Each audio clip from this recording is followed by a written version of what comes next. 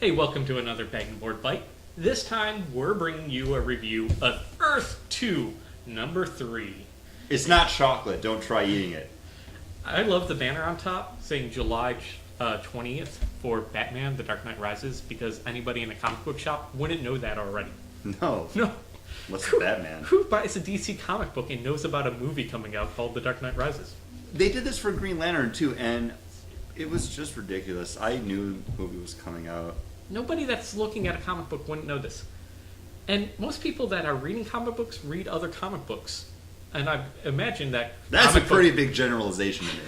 And I believe comic book creators also read other works of comics. So I have a question for you, James Robinson. How big of a fan of Swamp Thing by Scott Snyder are you? It's apparently very big, because what we have here is Green Lantern not being powered by A Star Force? like the Star Force, Lantern, meteorite thing. Nope. Not even by willpower. Nope. He's actually drawing his power from the green. Which, you know, if you've read any Swamp Thing at all, like Paul reads.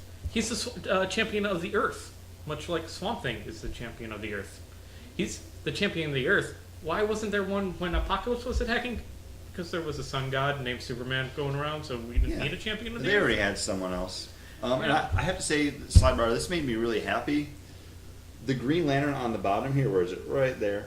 That was actually the new title that they had for when Kyle got the Ion Powers. Oh yeah, that's that lantern, yeah. So it made me happy seeing that on there again. Nicola Scott on art though, awesome as always. I have to say that the whole fiery bush of like power, green fire, was pretty believable for the comic book. Fiery bush of power, green power. Yeah, well, what is it, Chris? It's a fiery bush of green fire power. And if we do our editing right, that would have popped up. Hopefully. Yeah, we're trying it out. We're new at this. learning too. And like we're thinking, so far it's taken a very measured course. First one basically deals with Alan Scott, but also mostly the Flash at the end getting his powers. Mm-hmm. Then the second one, Flash running around and we meet Hawkgirl. So this one, more Alan Scott, but also get Hawkgirl. More Hawkgirl. A little bit more Flash, and they tease Adam at the end of it too. And also Dr. Fate. And Dr. Fate too, which I was kind of like, oh cool, that's a nice little nod in there. Because they're pretty much trucking along. If they keep introducing someone new in each issue, we're going to have your whole JSA together in like 10 more issues, Paul. Don't say my JSA. It's not my JSA yet. JSA. Yeah, no Stargirl in this yet. But I'm really happy with how this is going. I like them fleshing out Alan Scott a lot more. After all the hullabaloo, you heard about that. Yeah. If you watched our other Bag and Board Bite for number 2, you heard us talk about it. We didn't know who he was, except for, okay, he's head of a company, and he rides around on trays and proposes to people. Well, to his longtime boyfriend, Sam. Oh, that's right, he was gay. I forgot about that part. Gay. Yeah. But we actually learned more about him, and it's actually all being told to us more by the Green, while it's explaining, like, okay, this is what I am, this is what's happening. And we're learning about a new force called the Gray, which is, when I heard that, I put the book down and I looked over at Paul and I was like, you gotta be fucking loving this right now. Because not only do we have the Green, but we've got the Rot, and now we've got the Gray. The Gray, which is the Rot from Scott Snyder's, it's been around, I guess, for a while. Swamp Thing. Swamp Thing is giving the powers, but it's no longer Swamp Thing, it's Green Lantern. I don't get it. Also, it's there's Earth the red 2. for Animal Man. Yes. Well, animal powers are red. That's in the other Earth, though. We haven't seen the red here yet. Apparently, there's crossover. Yeah, but we got the Gray, and Solomon Grundy apparently affects the Rot and can drain life out of things and grow things. There's like weird tendrils, tentacle monster things.